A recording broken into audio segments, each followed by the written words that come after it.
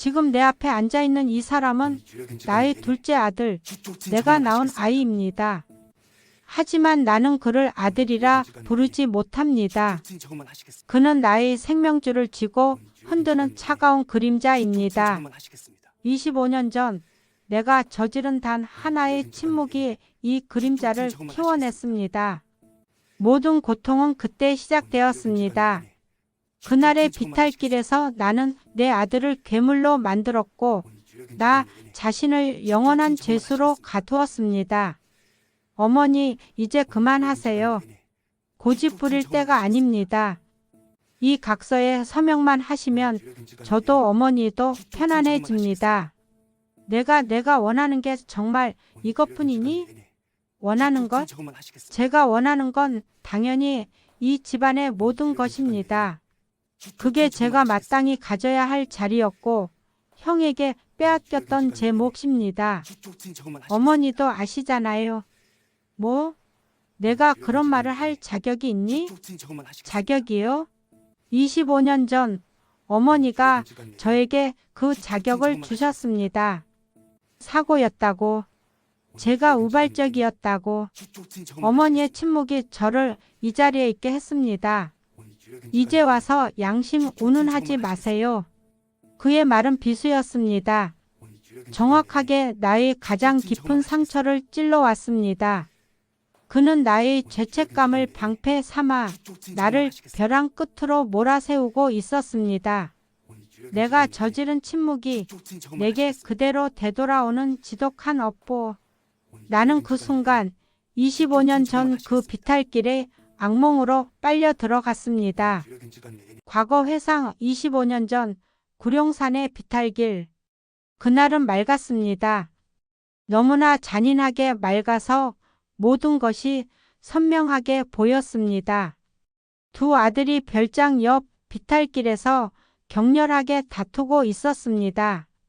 그들의 다툼은 이미 오래전부터 재산을 둘러싼 전쟁이었습니다. 나는 차마 그들의 얼굴을 직접 볼 용기가 없어 나무 뒤에 숨어 지켜보고 있었습니다. 숨소리마저 멈추고 그들의 말을 엿들었습니다. 그들이 주고받는 모든 말 속에는 사랑 대신 질투와 증오 그리고 돈에 대한 갈망만 가득했습니다. 나는 이미 그 가정이 썩어 있음을 알고 있었습니다. 너의 탐욕은 끝이 없구나. 아버지 회사의 경영권까지 넘보면서 내 몫을 뺏어가야 속이 시원하겠니? 너의 뒤에 숨겨진 비밀 장부까지 내가 모를 줄 알았니? 탐욕, 형도 결국 그 돈 때문에 날 막는 거 아닙니까? 형이 태어났다는 이유 하나만으로 모든 것을 독차지하는 건 탐욕이 아니었습니까? 나는 늘 형의 그림자였어요. 나는 어둠 속에서 발버 둥쳤습니다. 이제야 제자리를 찾는 것뿐입니다. 형이 나에게 준 그 상처들 이제 돌려받을 시간입니다. 제자리를 찾으려고 사람을 협박하고 아버지 몰래 장부를 조작해 심지어 회사 회계까지 건드렸어. 너 정말 끝까지 가보자는 거구나. 내가 이 모든 걸 폭로하면 넌 끝장이야. 네, 끝까지 갈 겁니다. 형만 없으면. 그 외침과 함께 둘째가 장남을 온 힘을 다해 밀쳤습니다. 그는 마치 주저함이 없는 기계 같았습니다. 준호는 비탈길 아래로 순식간에 굴러떨어졌습니다. 비명소리는 짧았고 그 뒤를 잇는 정적이 모든 소리를 삼켜버렸습니다. 내 심장은 이미 멎었습니다. 하지만 내가 정말 끔찍했던 건 그 추락의 순간이 아니었습니다. 추락 후 민수는 돌처럼 굳어버린 채 아래를 내려다 보았습니다. 그리고 고개를 천천히 마치 연극의 한 장면처럼 돌려 내가 숨어 있던 곳을 응시했습니다. 그는 내가 거기에 있다는 것을 알았습니다. 아니, 그는 알기를 바랐습니다. 10초간의 정막이 흐른 후 우리의 시선이 마주친 그 5초. 내 머릿속에서는 수천 개의 생각이 번개처럼 지나갔습니다. 사고인가? 우발적 살인인가? 아니, 민수의 눈빛은 충격과 공포로 가득했지만 그 밑바닥에는 섬뜩할 정도로 냉정하게 계산된 탐욕이 번들거리고 있었습니다. 그는 이미 저지른 행동을 후회하는 것이 아니라 이 상황을 어떻게 이용할지를 계산했습니다. 재산을 향한 아버지의 자리를 향한 갈망. 나는 어머니로서가 아니라 한 인간으로서 그 탐욕을 단번에 읽어냈습니다. 내가 그를 낳았기에 그의 가장 추악한 심형까지 보았습니다. 그가 나에게 다가왔습니다. 떨리는 그의 손이 나의 어깨에 닿았습니다. 그 손은 축축하고 차가웠습니다.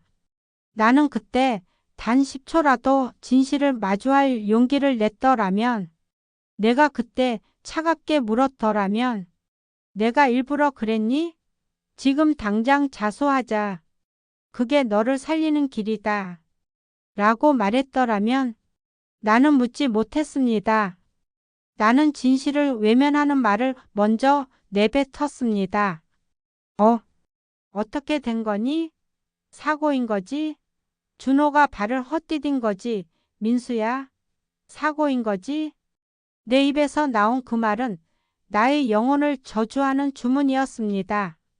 나는 묻지 못했습니다. 진실을 밝히면 둘째 아들은 살인자가 되고 가문의 명예는 땅에 떨어지며 아버지의 회사는 무너질 것입니다. 나는 가장 추악한 순간에 가족의 명예를 진실보다 위에 두는 선택을 했습니다. 단 10초의 망설임이 영원한 죄책감으로 굳어지는 순간이었습니다. 민수의 눈빛이 미묘하게 바뀌었습니다. 안도감과 함께 어머니를 지배할 힘을 얻었다는 확신이었습니다. 그는 더 이상 떨지 않았습니다. 나만 떨고 있었습니다. 정신없이 준호를 병원으로 옮기고 모든 것이 사고로 처리되는 동안 나는 준호의 가방을 챙겼습니다. 가방 안에는 준호가 그토록 지키려 했던, 아니, 민수가 그토록 차지하려 했던 진실이 담겨 있었습니다. 봉투 안에는 민수가 아버지 몰래 회사 자금을 유용하고 자신의 명의로 비밀 계좌를 개설한 내역이 빼곡히 적힌 서류 뭉치가 있었습니다. 단순히 자금 유용이 아니었습니다. 그 서류에는 민수가 회사 핵심 기밀을 경쟁사에 흘리려 했던 계획의 정황까지 담겨 있었습니다. 준호가 이 모든 사실을 아버지께 알리려 했고 그것이 비탈길에서의 다툼을 격화시킨 결정적인 이유였음을 알았습니다. 민수가 단순히 우발적으로 밀친 것이 아니라 재산과 경영권을 향한 계획된 탐욕의 끝에서 형을 제거했음을 확인한 순간이었습니다. 내 손은 떨렸지만 머리는 차갑게 움직였습니다. 이 서류가 세상에 공개되면 준호의 죽음은 재산 다툼을 넘어선 폐륜적인 범죄가 되고 민수는 감옥에 갈 것입니다. 그리고 회사는 치명적인 타격을 입을 것입니다. 나는 망설임 없이 그 밤 모두가 잠든 시간에 그 서류들을 작은 화롯불에 넣어 태워버렸습니다. 불꽃이 서류를 하를 때마다 준호의 절규가 들리는 듯 했습니다. 민수의 서명이 적힌 종이가 제가 될 때 나는 내 아들의 죄를 내 손으로 완성하는 것 같았습니다. 그 연기가 나의 양심을 휘감는 듯 했습니다. 나는 내 아들의 범죄의 물증을 내 손으로 인멸했습니다. 그 연기는 25년 동안 내 코끝에 남아 지워지지 않는 죄의 냄새가 되었습니다. 화롯불의 작은 불빛이 나의 일그러진 얼굴을 비쳤습니다. 그때 나는 이미 지옥에 있었습니다. 다음 날 나는 남편에게 어렴풋이 그날의 상황을 털어놓으려 했습니다. 내가 목격한 민수의 눈빛과 준호가 가지고 있던 서류에 대해서 하지만 남편은 내 말을 중간에 잘라버렸습니다. 그는 나보다 더 냉정하고 계산적이었습니다. 그만해, 여보. 무슨 말을 하려는지 알겠네. 하지만 그건 중요한 게 아니야. 우리 집안이 어떻게 이루어진 가문인지 잊었나? 우리가 이룬 이 모든 부와 명성이 하루아침에 무너지는 것을 보고 싶나? 하지만 진실이 우리에게 남겨줄 게 무엇이지? 둘째 아들의 범죄 기록과 가문 전체의 몰락뿐이야. 금융비리, 형제살인. 생각만 해도 끔찍하군. 우리는 이미 준호를 잃었어. 둘째마저 잃을 순 없어. 이 일은 사고야. 그게 모두에게 최선이야. 우리 집안의 명예를 지켜야 해. 내가 어머니로서 해야 할 일은 아들을 보호하는 것이다. 남편의 단호한 말은 나에게 면죄부를 주었습니다. 내가 내린 침묵의 선택을 가족을 위한 희생으로 둔갑시켜 주었습니다. 나는 비겁하게도 그 합리화에 기대기로 했습니다. 명예라는 족쇄를 스스로 목에 걸고 진실을 영원히 땅속에 묻기로 결심했습니다. 그때부터 나는 어머니가 아닌 침묵의 공범으로 살았습니다. 남편은 침묵을 강요하는 차가운 동맹자였고 나는 죄를 공유한 파트너였습니다. 사건 이후 민수는 겉으로는 충격에서 벗어나지 못한 슬픈 동생의 모습이었습니다. 그는 심지어 상주 노릇을 너무나 완벽하게 해내서 사람들은 그를 깊이 위로했습니다. 하지만 단둘이 있을 때 그는 나에게 섬뜩한 시선을 보냈습니다. 그는 종종 식사 중에 내 눈을 똑바로 쳐다보며 알 수 없는 미소를 지었습니다. 그것은 단순한 눈빛이 아니었습니다. 어머니, 당신은 내 비밀을 알고 있다. 그리고 당신은 침묵하기로 결정했다. 그러니 당신은 이제 내 편이다. 영원히. 라고 말하는 무언의 권한이었습니다. 나는 그 눈빛을 볼 때마다 죄책감에 고개를 숙였습니다. 나의 침묵이 민수에게 진실은폐의 무언의 권한을 부여했고 그 권한은 그를 점점 더 대담하고 오만한 괴물로 키워냈습니다. 어느 날 아버지가 회사에서 큰 실수를 하고 민수에게 질책하는 일이 있었습니다. 민수는 아버지에게 반항하는 대신 나에게 다가와 속삭였습니다. 아버지의 저런 모습, 형이 살아 있었으면 견딜 수 있었을까요? 어머니, 저에게 힘을 주셔야 합니다. 우리는 이제 하나니까요. 그는 하나라는 단어를 강조했습니다. 우리는 공범이고 그는 나를 방패 삼아 더욱 견고하게 자리를 잡았습니다. 내가 침묵하는 만큼 민수의 탐욕은 걷잡을 수 없이 자라났습니다.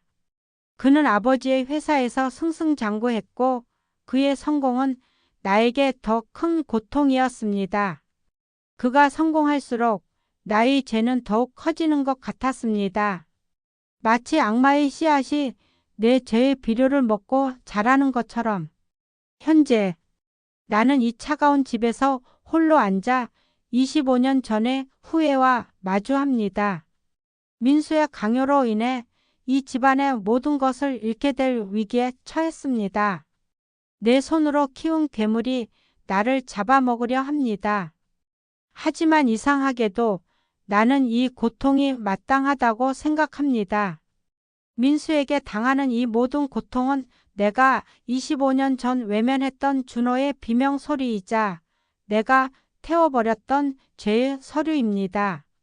이것은 내가 자초한 응보입니다. 침묵에 대한 정당한 대가입니다. 만약 그때 용기 내어 진실을 말했다면 민수는 잠시 고통스러웠겠지만 적어도 살인자가 되는 비극은 피했을 것입니다. 나는 준호만 잃은 것이 아니라 민수마저 잃었습니다. 나의 두 아들 모두를 잃은 어머니. 그때 말했어야 했어. 내가 명예 따위에 눈이 멀지 않았더라면 나는 내 아들을 죽인 것도 모자라 또 다른 아들을 살인자로 만들었어.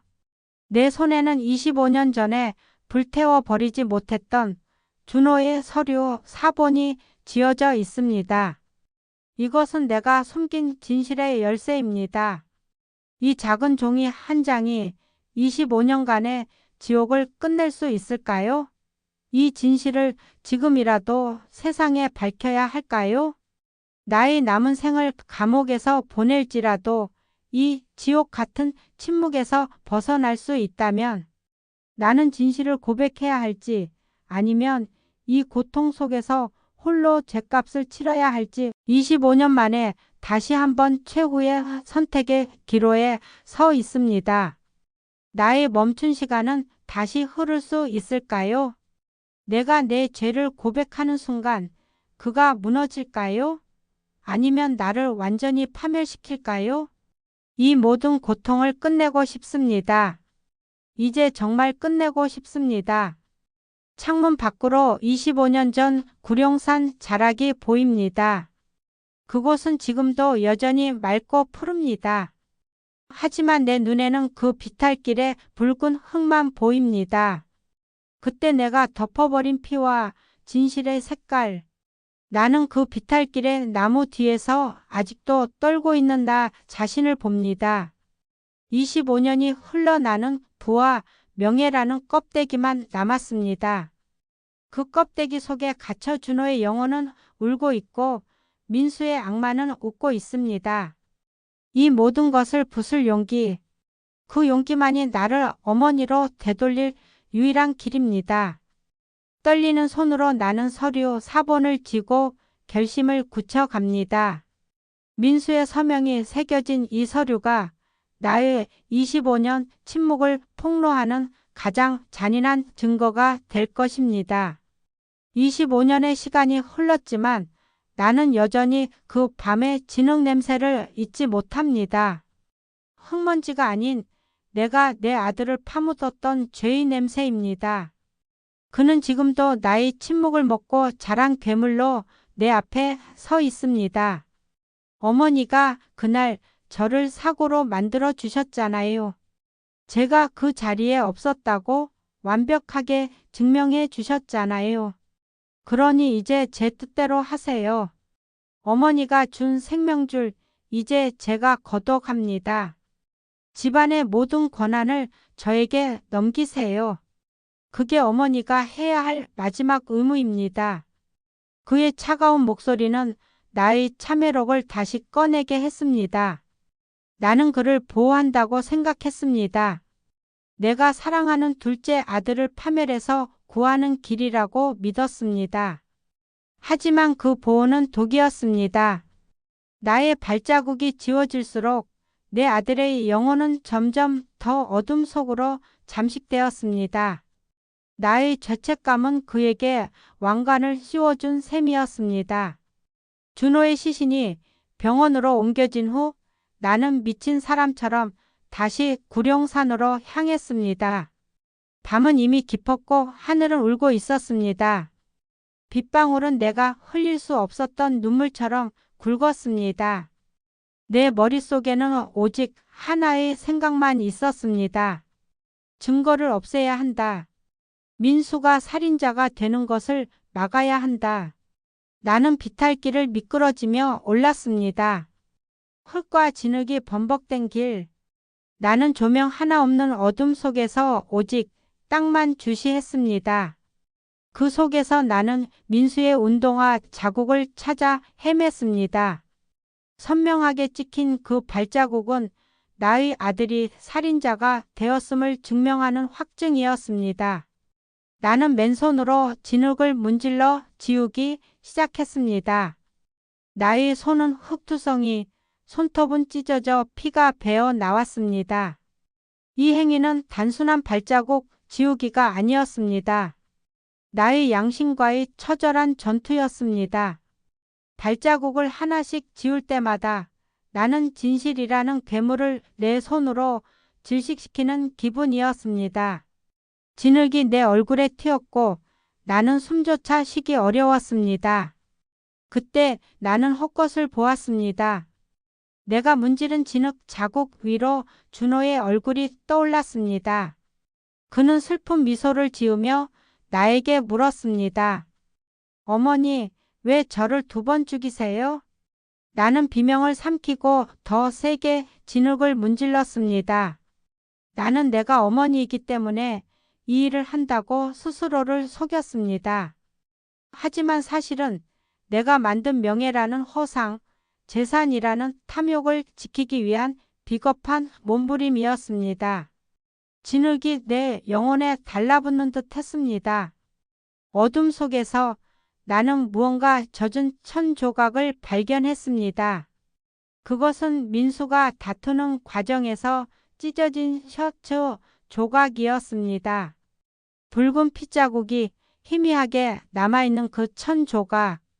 준호의 피인지 민수의 것인지 알 수 없는 그 핏자국이 나의 눈에 박혔습니다.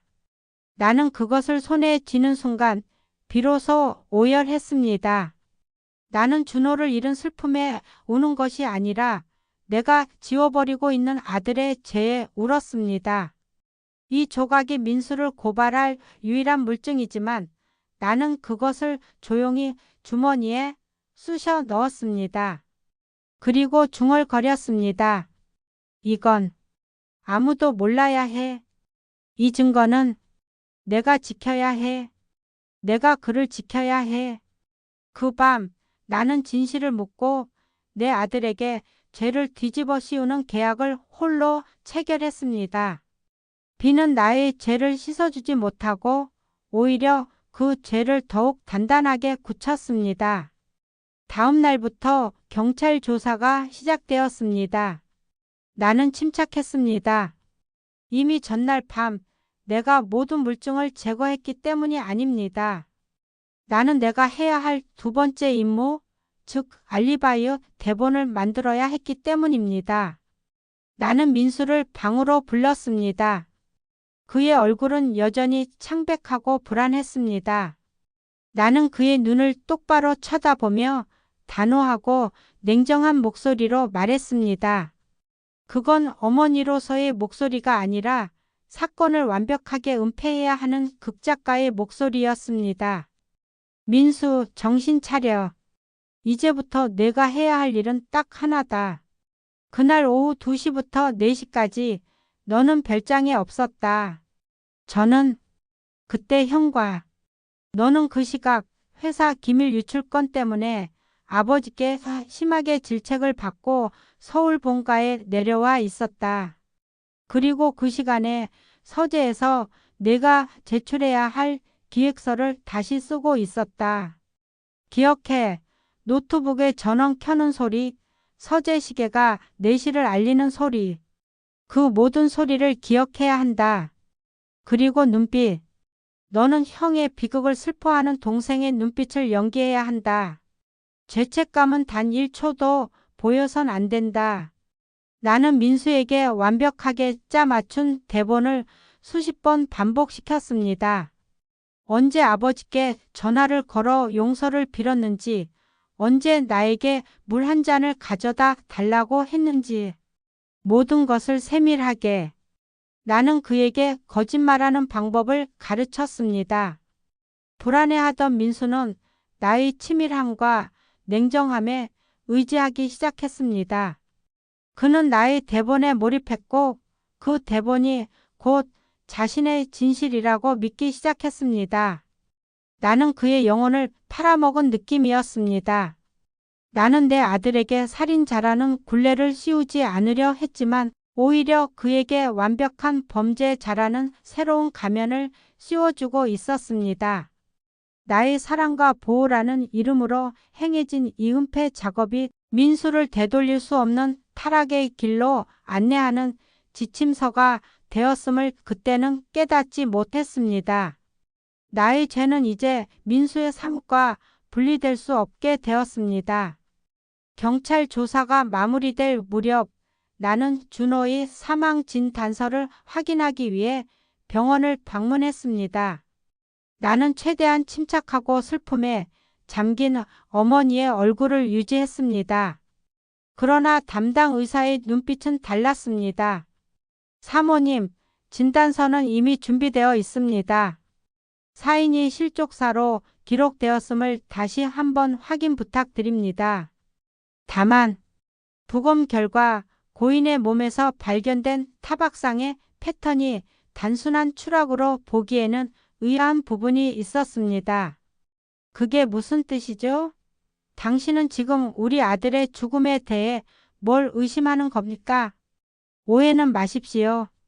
다만 고인의 쇄골 부위에 타인이 밀쳤을 때 생길 수 있는 형태의 압박 흔적이 있었습니다. 지형상 그럴 수도 있습니다. 우리는 기록된 대로 실족사로 종결합니다. 이 이상은 묻지 마십시오. 의사는 분명히 나에게 경고했습니다. 그는 알고 있었습니다. 아니, 최소한 의심하고 있었습니다. 내 등골을 타고 식은땀이 흘렀습니다. 그때 남편이 차갑게 내 옆에 다가와 의사를 응시했습니다. 수고 많으셨습니다. 가족의 슬픔을 덜어주셔서 감사합니다. 하지만 더 이상 근거 없는 추측으로 저희에게 고통을 주지는 말아주셨으면 좋겠군요. 의사로서 직분을 충실히 하시길 바랍니다. 남편의 목소리는 조용했지만 그 안에 담긴 위협은 충분히 섬뜩했습니다. 의사는 아무 말 없이 고개를 숙였고 남편은 나를 끌고 병원을 나섰습니다. 차에 타자마자 남편은 나에게 경고했습니다. 당신이 흔들리면 안 돼. 그 의사는 당신의 불안한 눈빛을 읽은 거야. 이제부터는 침묵이 곧 생존이야. 당신이 입을 여는 순간 당신은 내가 만든 명예의 성을 무너뜨리는 배신자가 되는 거야. 나는 남편의 차가운 눈빛에서 민수와 똑같은 탐욕을 보았습니다.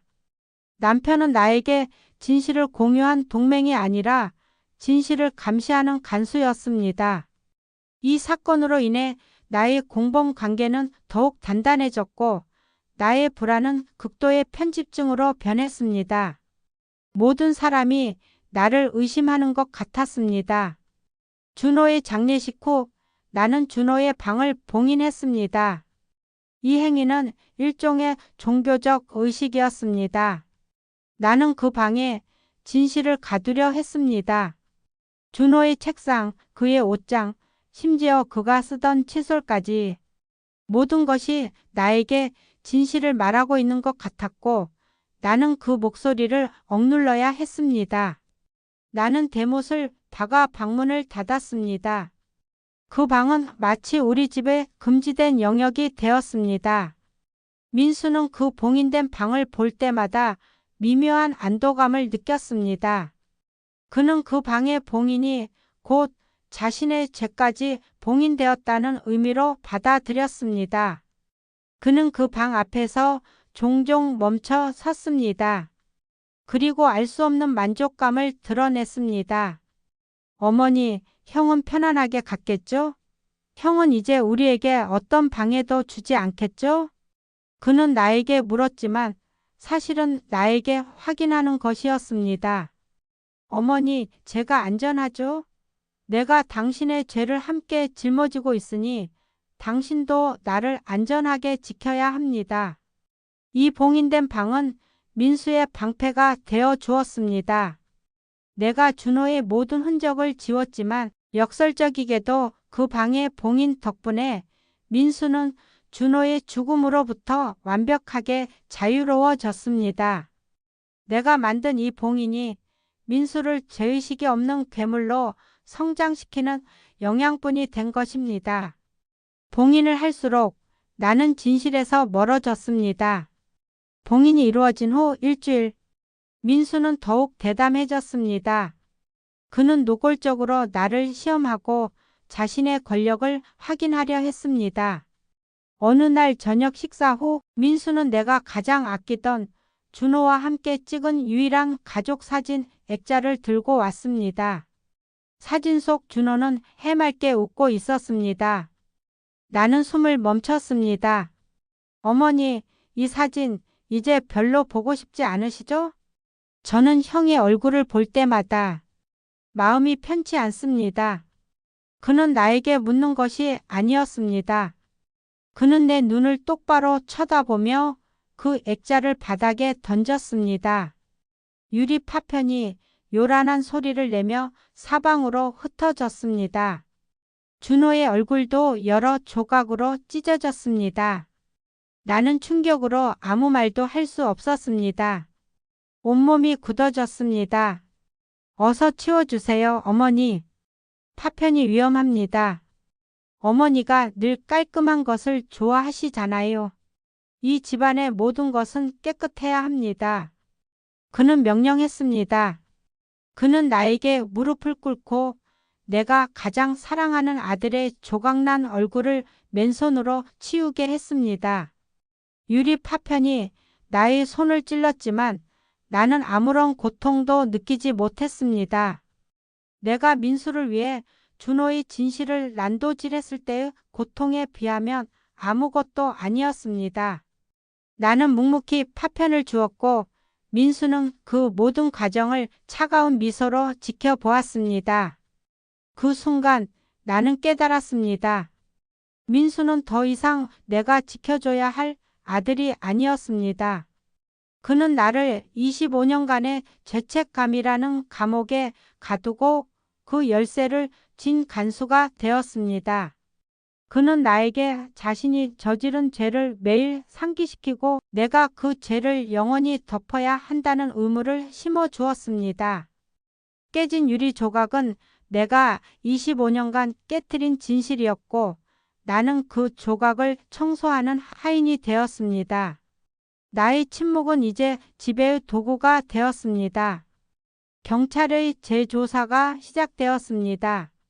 나는 민수에게 내가 만들어준 대본대로 완벽하게 진술할 것을 요구했습니다.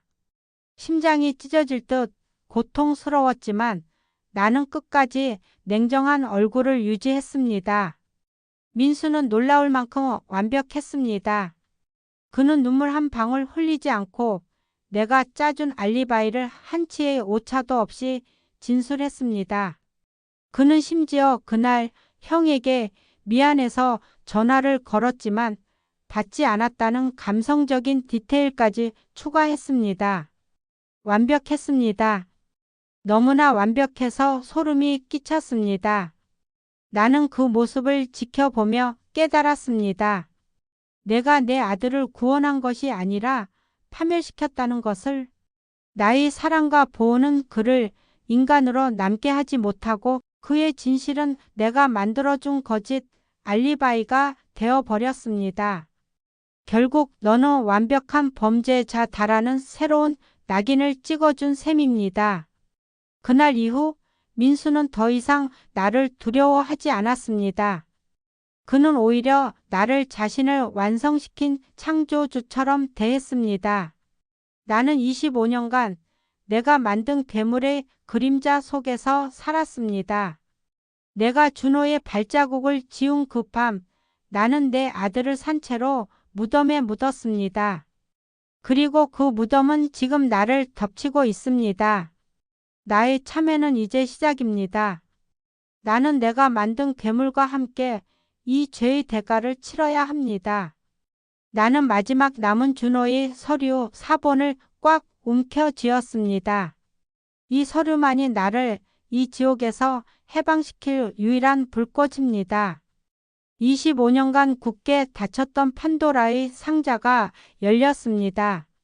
나의 손에 쥐어진 준호의 서류 4본. 이것은 단순한 종이가 아니었습니다.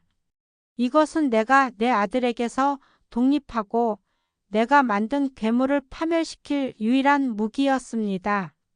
나는 침묵의 감옥에서 벗어나기 위해 내가 스스로 인멸했던 죄의 증거를 다시 꺼내 들었습니다. 이 무기를 들었을 때 나는 어머니가 아닌 복수를 계획하는 공범이 되었습니다. 민수에게 집안의 모든 권한을 넘기는 각서에 서명하는 날, 나는 그에게 끌려가지 않을 것입니다. 나는 더 이상 그의 꼭두각시가 아닙니다. 하지만 그는 이미 25년 동안 나의 죄책감 위에서 왕좌를 구축한 폭군이었습니다.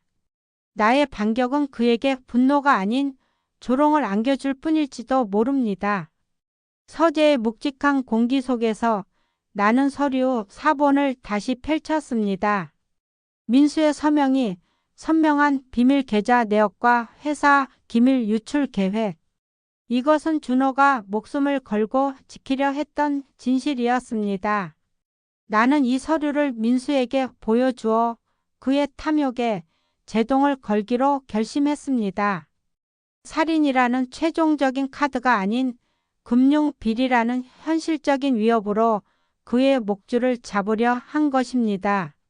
그가 각서를 들고 거실로 들어섰습니다.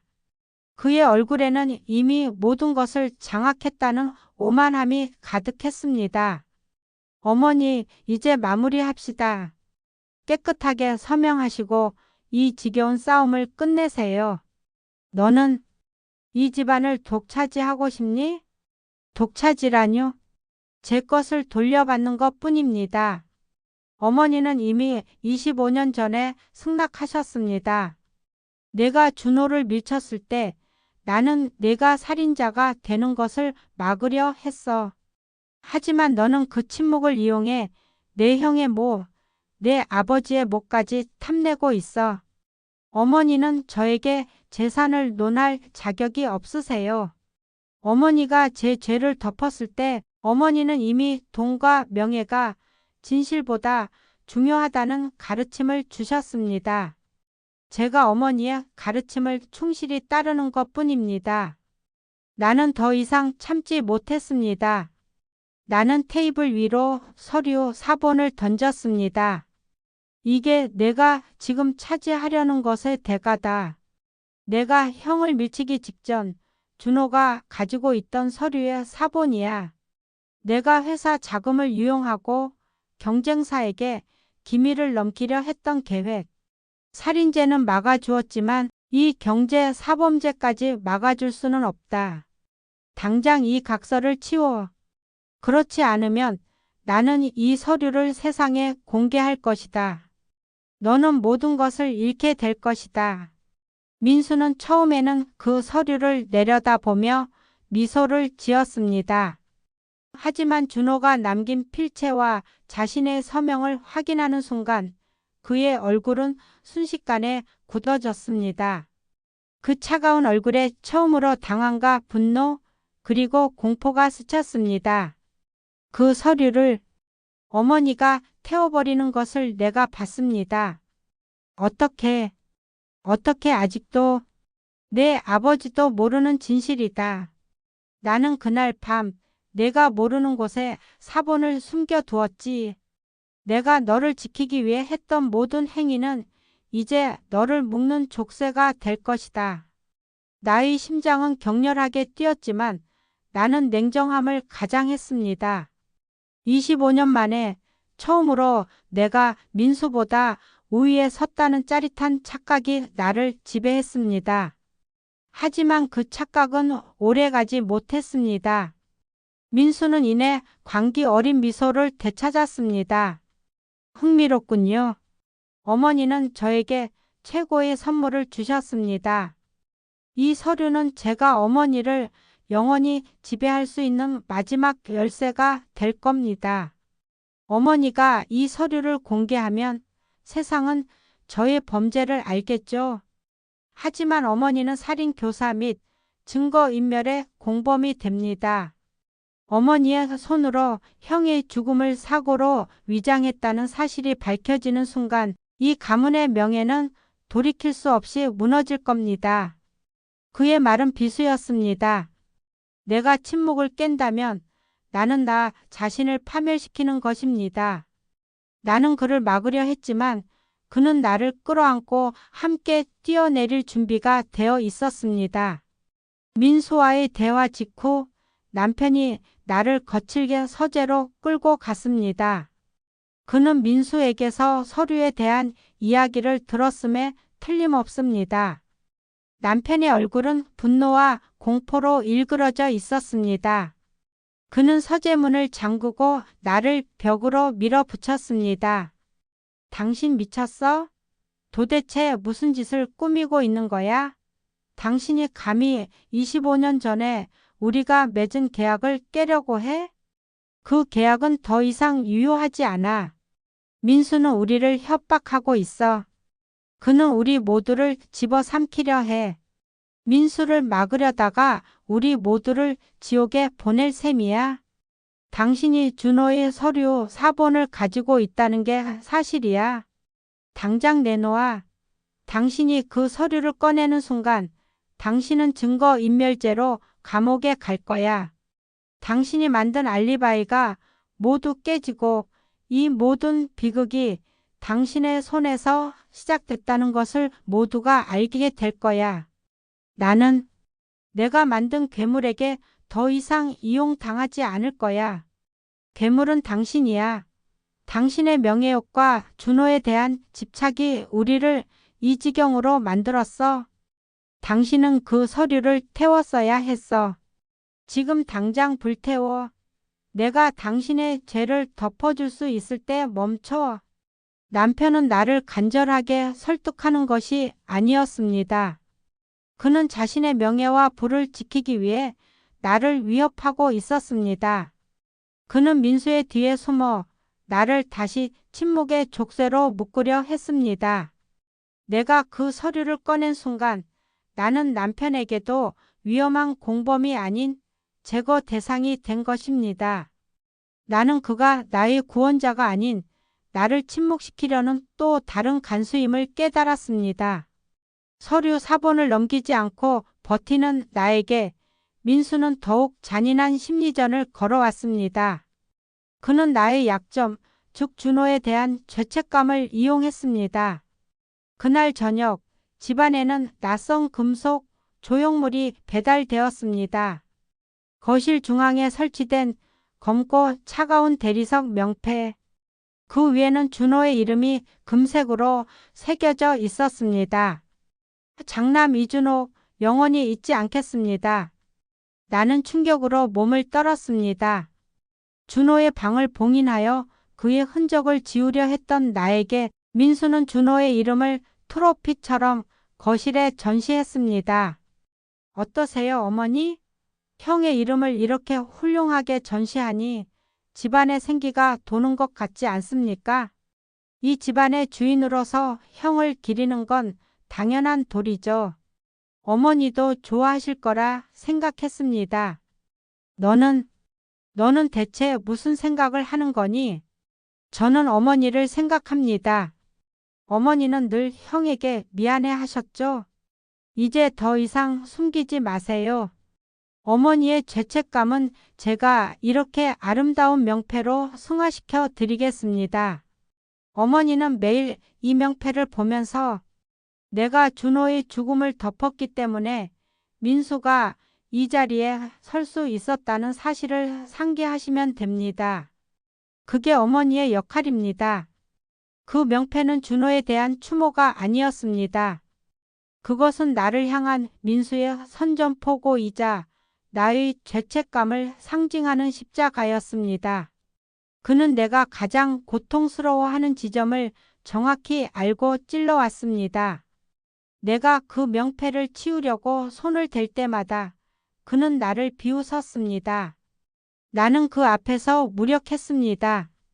명패를 치우는 것은 준호의 죽음을 부정하는 것이 될까 봐 두려웠고 명패를 그대로 두는 것은 민수의 지배를 인정하는 것이었습니다. 민수는 내가 외부와 접촉하는 것을 원천적으로 차단하기 시작했습니다. 그는 나의 휴대폰을 교체했고 나의 모든 통화 기록과 메시지를 실시간으로 감시하기 시작했습니다. 하지만 가장 소름 끼쳤던 것은 나의 서재에 설치된 감시망이었습니다. 어느 날 밤 나는 서류 사본을 숨겨둔 벽장에 그림을 옮겼습니다. 그림 뒤에는 작은 금고가 있었습니다. 내가 비밀번호를 누르는 순간 나는 서재 구석의 장식장 안에서 작은 빛이 반짝이는 것을 보았습니다. 나는 곧장 달려가 장식장의 문을 열었고 그곳에는 작은 위장형 카메라가 설치되어 있었습니다. 나의 숨소리는 멈췄습니다. 민수는 내가 진실을 숨기고 있다는 것을 확신하고 있었습니다. 그는 내가 무엇을 숨기는지 알기 위해 나의 가장 사적인 공간까지 침범했습니다.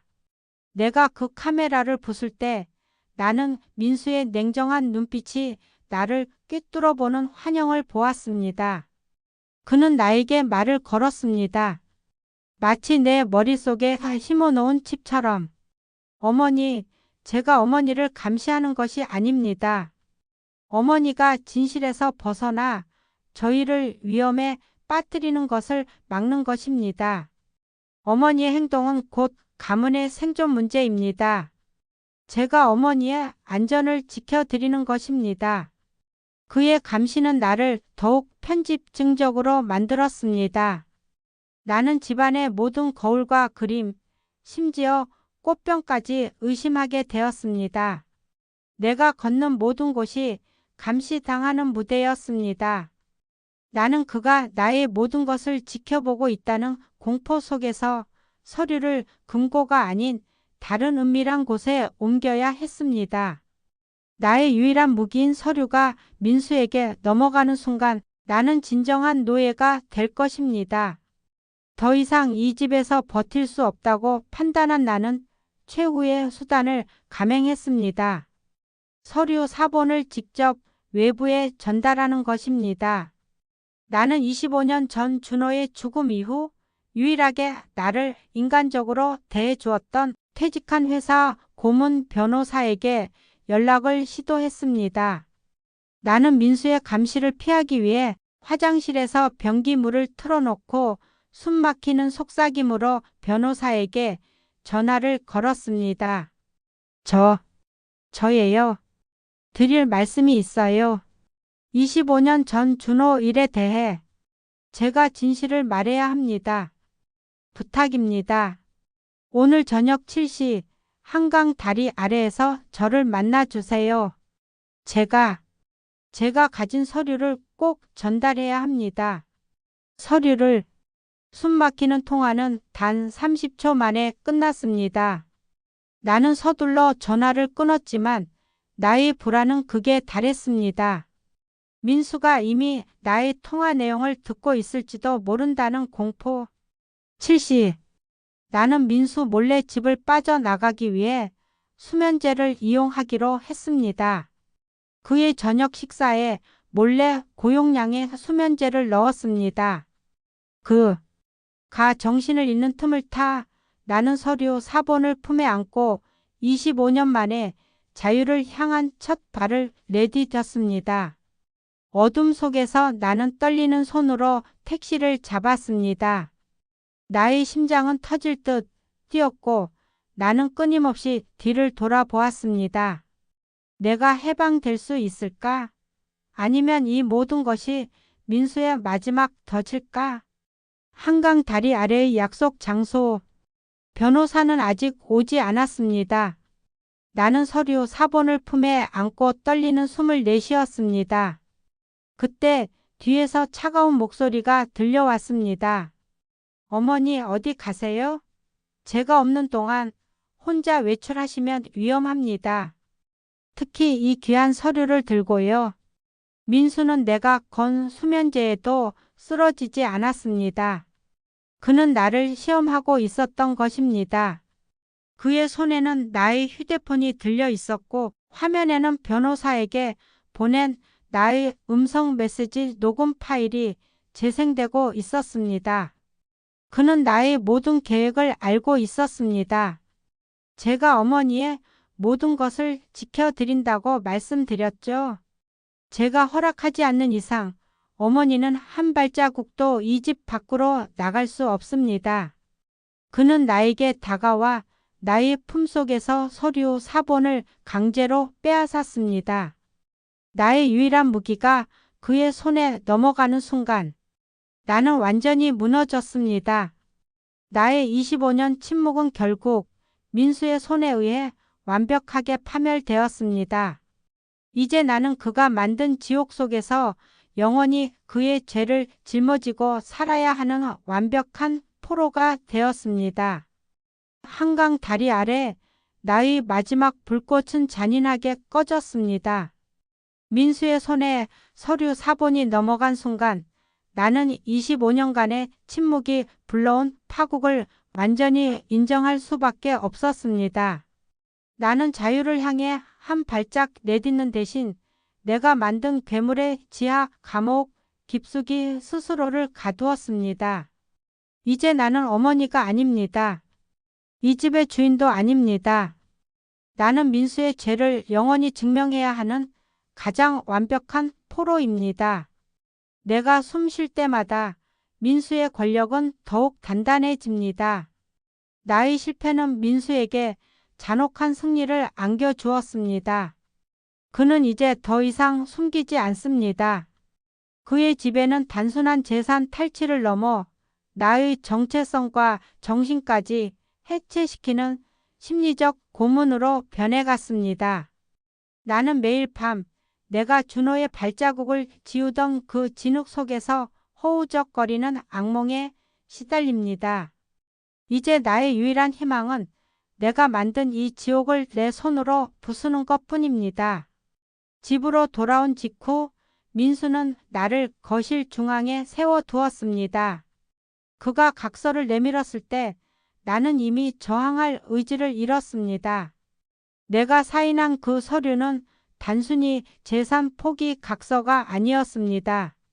그것은 나의 25년 삶과 정체성에 대한 사망 진단서였습니다. 이제 됐습니다, 어머니. 이로써 이 집안의 모든 권한은 저에게 완전히 이양되었습니다. 어머니가 저에게 주신 생명줄 이제 제가 거둬드립니다. 그래, 내 뜻대로 되었구나. 아닙니다. 아직 시작일 뿐이죠. 어머니의 역할은 끝났다고 생각하십니까? 어머니는 이 모든 것을 지켜보고 증명해야 합니다. 제가 얼마나 훌륭하게 이 가문을 이끄는지, 그리고 준호 형의 자리가 얼마나 쉽게 대체될 수 있는지를요. 그는 나의 화려한 드레스와 보석이 가득했던 드레스룸으로 나를 끌고 갔습니다. 나의 모든 물건, 내가 25년간 가문의 사모님으로서 입었던 모든 의복이 중앙에 쌓였습니다.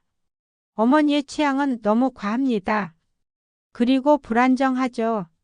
어머니는 이 집안의 명예가 아닌 불필요한 시선을 끌어들이는 불안 요소입니다. 그는 가장 아끼던 준호의 졸업식 때 입었던 나의 한복을 집어들었습니다. 그리고 라이터를 켜 불을 붙였습니다. 불길은 순식간에 번져나가며 나의 모든 과거를 태웠습니다. 나는 비명을 지르려 했지만 목소리가 나오지 않았습니다. 이제부터 어머니는 이 옷만 입으셔야 합니다. 그가 건넨 것은 낡고 색이 바랜 회색의 두꺼운 실내복이었습니다. 죄수의 옷처럼 모든 화려함과 장식이 제거된 오직 기능만을 남긴 옷이었습니다. 민수 어머니는 이 집에서 참회하는 죄수로 존재해야 합니다. 제가 만든 규칙을 완벽하게 따르셔야 합니다. 외부와의 접촉 금지, 지정된 공간 외 이동 금지, 그리고 침묵. 어머니의 모든 일과는 제가 정합니다. 이게 어머니가 이 집에서 살 수 있는 유일한 조건입니다. 나의 정체성은 불타버렸고 나는 그 앞에서 맨몸으로 서 있는 기분이었습니다. 나의 모든 화려한 껍데기가 벗겨지고 죄의 뼈대만 남았습니다. 민수는 나를 완전히 해체시켰고 나는 이제 그의 지배가 완성된 완벽한 포로가 되었습니다. 민수가 권력을 완전히 장악하자 남편은 노골적으로 나를 적대시했습니다. 그는 민수에게 나의 모든 행동을 보고하며 자신의 위치를 공고히 하려 했습니다. 어느 날 밤 남편은 내가 감금된 방으로 찾아왔습니다. 그의 눈빛은 동정심 대신 냉정한 계산으로 차 있었습니다. 당신은 결국 스스로를 파멸시켰어. 내가 그렇게 경고했는데도 민수에게 서류를 넘겨준 건 당신의 이기심이야. 나의 이기심? 당신은 당신의 명예를 지키기 위해 아들의 살인까지 외면했잖아요. 당신이 민수를 키워낸 공범입니다. 그래, 나는 공범이지. 하지만 나는 지금 살아남는 방법을 알고 당신은 몰라. 민수는 나를 필요로 해. 그의 폭주를 견제할 유일한 혈연이니까. 하지만 당신은 이제 민수의 약점이야. 무슨 말을 하려는 거죠? 마지막 기회야. 내일 회사 이사회에서 민수의 경영권 승계가 공식 발표될 거야. 당신은 거기 참석해야 해. 사람들 앞에서 민수를 진심으로 축복하고 그가 가문을 이끌 적임자임을 선언해야 한다. 나는 경악했습니다. 내가 만든 괴물을 대중 앞에서 축복하라고? 그게 당신이 이 감금 상태에서 벗어날 유일한 방법이야. 당신이 민수를 지지하면 민수는 당신을 잠시 풀어줄 수도 있어. 하지만 만약 당신이 단 하나의 불만이라도 표출하면 민수는 당신을 정신병원에 감금시킬 거야. 당신의 편집증과 불안 증세는 완벽하게 조작될 수 있어. 생각해봐. 당신은 25년간 죄책감에 시달린 미친 어머니가 되는 거지. 남편의 협박은 잔인하고 현실적이었습니다. 그는 나에게 선택권을 준 것이 아니라 최악의 시나리오를 제시하며 나를 민수의 배우로 만들려 했습니다. 남편은 이제 나의 마지막 희망이 아닌 민수의 가장 충실한 수족이었습니다. 나는 이 집안의 명예를 지키는 가면극에 참여하든가 아니면 완전히 미친 사람으로 세상에서 지워지든가 둘 중 하나를 선택해야 했습니다. 나는 남편에게서도 민수에게서도 구원받을 수 없음을 깨달았습니다. 며칠 후 집안은 민수의 이사회 준비로 분주했습니다. 나는 회색 죄수의 옷을 입고 나의 방을 청소하는 20년 지기 가정부 스님 아주머니를 보았습니다. 그녀는 25년 전 준호가 어렸을 때부터 우리 집을 지켜봐 온 유일한 외부인이었습니다. 나는 그녀에게 마지막 희망을 걸었습니다. 아주머니, 부탁이 있어요. 밖에 나가서. 사모님, 저는 아무것도 못 들은 걸로 할게요. 회장님과 도련님의 말씀이 곧 법입니다. 저는 이 집에서 일자리를 잃고 싶지 않아요. 내가 겪고 있는 이 모든 것이 민수의 거짓이라는 걸 알고 있잖아요. 준호는 사고가 아니었어요. 나이 떨리는 속삭임에도 스님 아주머니는 눈을 마주치지 못하고 바닥만 닦았습니다. 그녀의 손이 빠르게 움직였지만 그 움직임에는 두려움이 가득했습니다. 사모님, 제가 아는 건 이것뿐입니다. 이 집안에서는 모두가 보고 싶어 하는 것만 봐야 합니다. 도련님은 훌륭한 후계자이고 사모님은 잠시 몸이 편찮으신 것뿐입니다. 저는 아무것도 보지 못했습니다. 그때 민수가 문 앞에 나타났습니다. 그는 스님 아주머니의 어깨에 손을 올리고 부드럽게 미소 지었습니다. 스님 아주머니, 어머니를 잘 돌봐주세요. 어머니가 요즘 많이 힘드신가 봅니다. 혹시 어머니가 밖으로 나가거나 이상한 말씀을 하시면 즉시 저에게 보고해 주십시오. 아주머니의 충성심은 제가 충분히 보상해 드릴 겁니다. 스님 아주머니는 고개를 숙여 90도로 인사했습니다. 그녀의 충성심은 민수의 돈과 권력 앞에서 완벽하게 굴복했습니다. 그녀의 침묵은 나의 감금에 대한 또 하나의 공증이었습니다. 나는 깨달았습니다. 민수는 나를 감시할 필요조차 없었습니다. 나의 주변 모든 환경과 사람들은 이미 그의 권력 아래 나의 간수가 되어 있었습니다. 이 세상에는 더 이상 나를 도울 사람이 없었습니다. 나는 외톨이였습니다. 극심한 고립과 심리적 압박으로 인해 나는 점점 현실과 망상을 구분하기 어려워졌습니다. 매일 밤 나는 봉인된 준호의 방에서 들려오는 희미한 목소리를 들었습니다. 어머니, 서류를 태우지 마세요. 진실을 말해야 합니다. 나는 죄수의 옷을 입고 떨리는 몸으로 봉인된 준호의 방 앞에 섰습니다.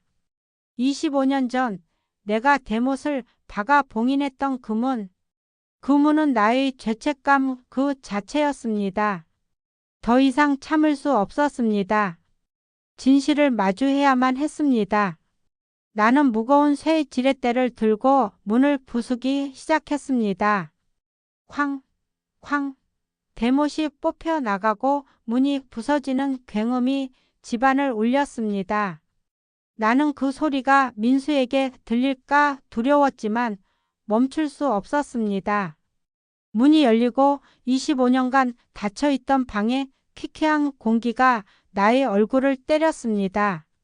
방 안은 25년 전 그대로였습니다. 먼지가 소복이 쌓인 준호의 책상, 그리고 그 책상 위 덮여있는 낡은 달력. 나는 떨리는 손으로 달력을 펼쳤습니다.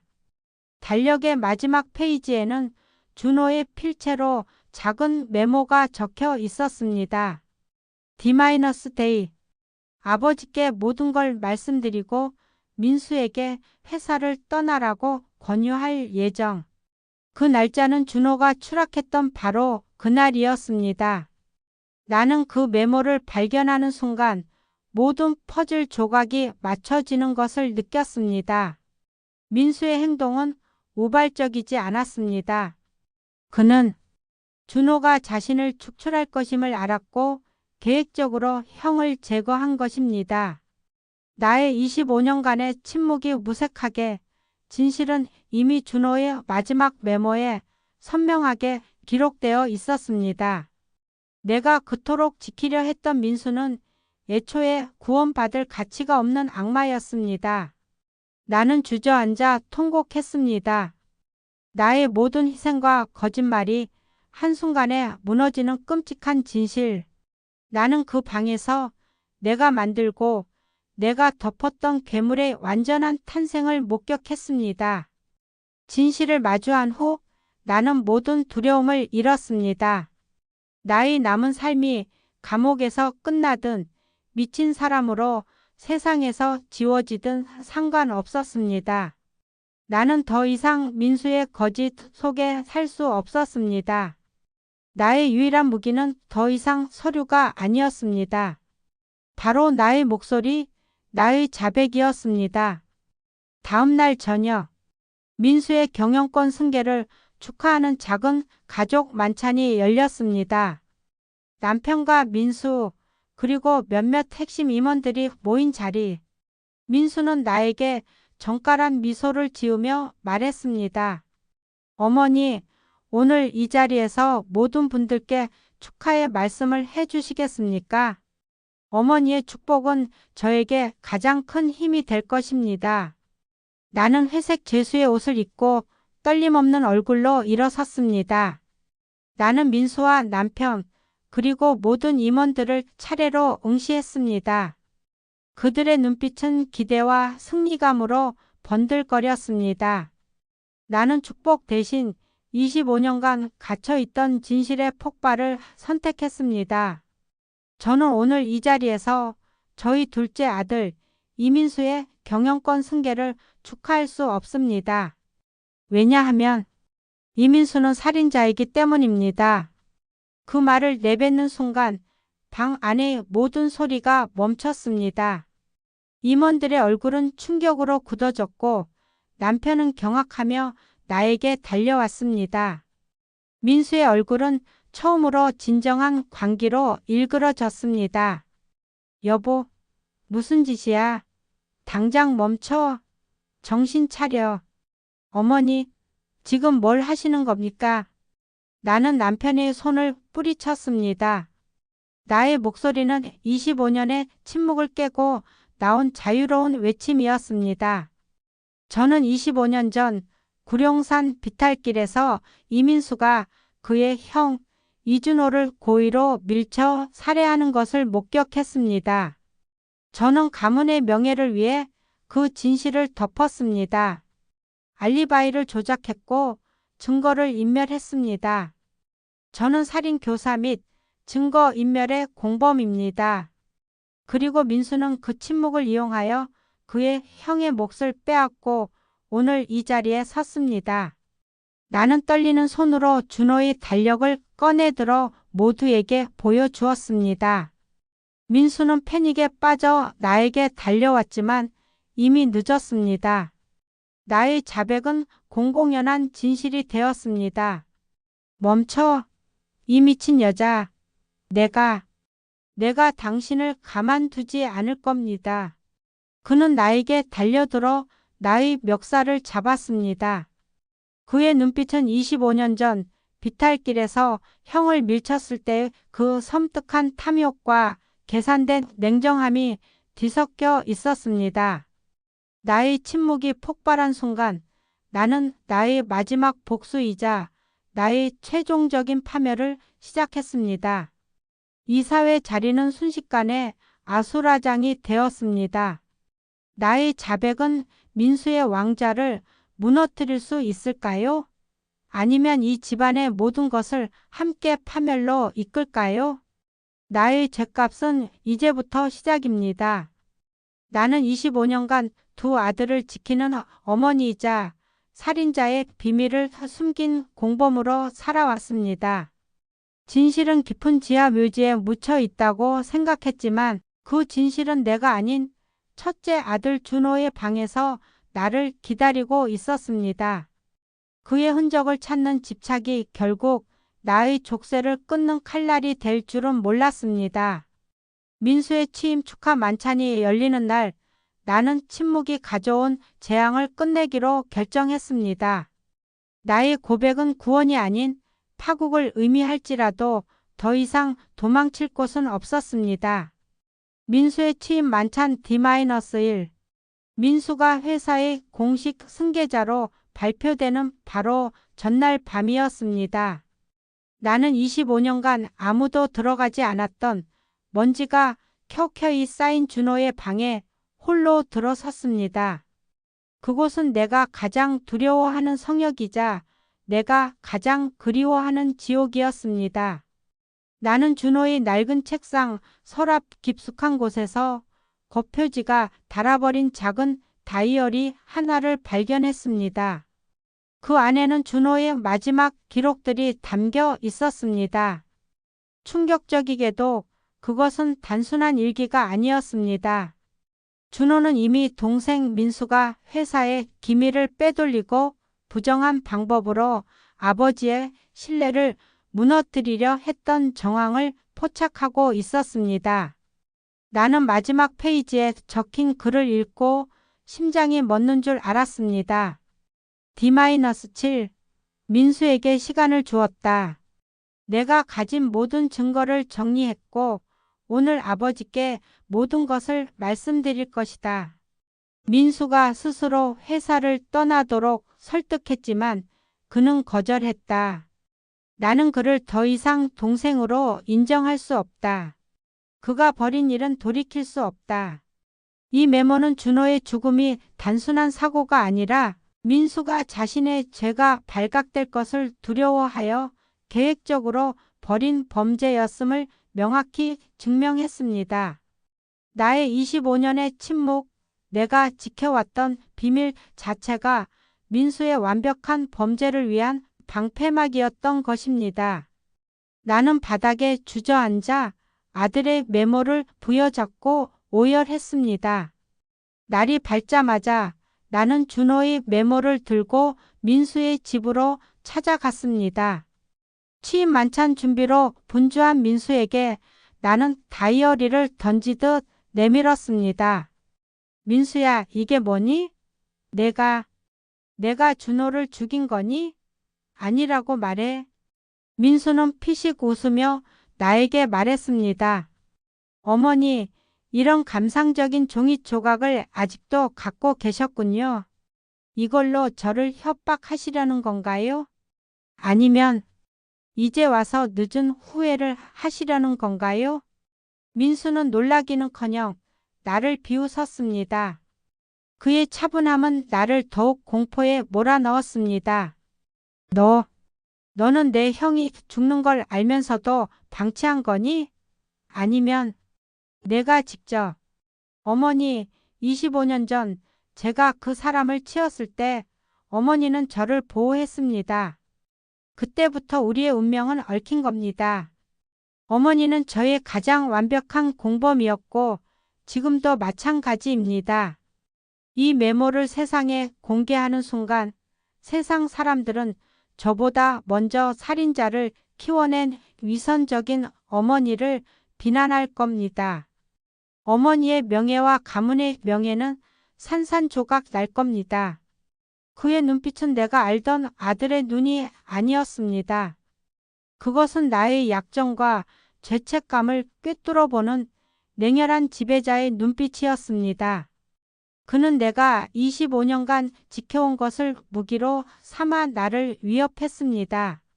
나는 마지막 희망을 걸고 남편에게 모든 것을 털어놓기로 했습니다. 나는 준호의 메모와 25년 전 사건의 진실까지 모두 고백했습니다. 여보, 민수는 살인자예요. 준호의 죽음도 단순한 사고가 아니었어요. 우리는 더 이상 침묵할 수 없어요. 당장 민수의 취임 만찬을 취소하고 모든 것을 바로잡아야 해요. 그래서 당신이 이 일을 세상에 터뜨리면 어떻게 될 것 같나? 회사는 파산하고 우리는 모든 것을 잃게 돼. 민수는 어차피 그 나약한 준호보다 회사를 훨씬 잘 이끌 거야. 남편은 나의 고백을 듣고도 감정 한 조각 흔들리지 않았습니다. 그의 관심은 오직 하나, 가문과 회사의 생존이었습니다. 당신은 이미 25년 전에 선택을 했어. 당신이 그때 침묵하고 나에게 진실을 숨긴 순간 당신은 우리 가문의 명예를 위한 침묵 계약서에 서명한 거나 마찬가지야. 당신은 어머니로서 아들을 보호했을지 모르지만 나는 회사를 보호해야 해. 나는 민수를 지지할 거야. 남편의 최종 배신은 나에게 충격이었습니다. 나는 완벽하게 고립되었습니다. 나를 지켜주었던 가장 든든한 울타리마저 민수의 편에 섰습니다. 나는 이제 이 거대한 저택에서 진실을 아는 유일한 죄수가 되었습니다. 취임 만찬 당일 화려한 드레스를 입고 치장하는 내 모습은 마치 사형장으로 향하는 죄수 같았습니다. 나는 민수에게 당당히 맞서기로 결심했습니다. 나에게 남은 것은 나의 목소리뿐이었습니다. 나는 작은 핸드백 안에 준호의 메모와 함께 내가 25년 전부터 써왔던 고해 성사가 담긴 편지 봉투를 챙겼습니다. 그 안에는 첫째 아들의 죽음, 둘째 아들의 죄, 그리고 나의 모든 침묵에 대한 죄책감이 적혀 있었습니다. 만약 나의 폭로가 실패한다면 이 편지는 나의 유언장이자 나의 마지막 증거가 될 것이었습니다. 나는 거울 속의 나를 바라보았습니다. 25년 전 죄를 덮기 위해 샀던 회색 옷 대신 나는 피와 같은 붉은색 드레스를 입었습니다. 이 옷은 나의 고백을, 나의 분노를, 그리고 나의 파멸을 상징했습니다. 나는 더 이상 침묵의 그림자가 아니었습니다. 나는 지금 이 순간 민수에게 겨누는 칼날이 되기로 결정했습니다. 만찬장의 분위기는 축제와 승리의 열기로 가득 차 있었습니다. 민수는 무대 중앙에서 우아하게 연설하고 있었고 남편과 임원들은 그에게 아낌없는 박수갈채를 보냈습니다. 회사의 새로운 왕이 탄생하는 순간이었습니다. 저는 이 모든 영광을 지난 25년간 이 가문을 지켜오신 저희 어머니께 돌립니다.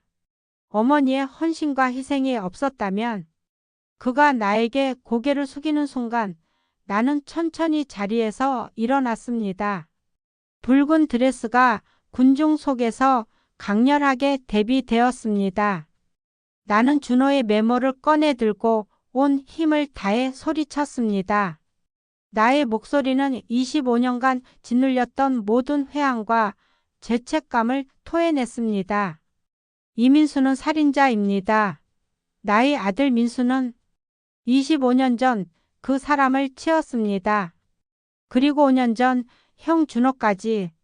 그는 자신의 범죄를 덮기 위해 모든 것을 조작했습니다. 나는 그의 공범이었습니다. 장례는 순식간에 정적이 감돌았습니다. 민수의 얼굴에서 미소가 사라지고 그의 눈빛에는 분노와 함께 계산된 당황스러움이 교차했습니다. 나는 모든 것을 폭로했습니다. 나의 고백은 구원의 외침이 아닌 우리 가족 모두를 집어삼킬 최후의 파국이었습니다. 나의 폭발은 25년간 갇혀있던 진실의 외침이었습니다. 하지만 그 외침은 민수의 왕좌를 무너뜨리는 대신 나 자신을 영원히 고립시키는 비극적인 서곡이 되었습니다. 나의 자백은 세상에 충격을 주기 전에 민수의 광기 시나리오에 완벽하게 이용되었습니다. 그는 내가 침묵을 깬 순간 내가 어머니가 아닌 편집증에 시달리는 미친 여자가 될 것임을 이미 알고 있었습니다. 나는 이제 회색 죄수의 옷 대신 새하얀 환자복을 입고 내가 만든 지옥의 최종 단계에 도착했습니다. 이민수는 살인자입니다.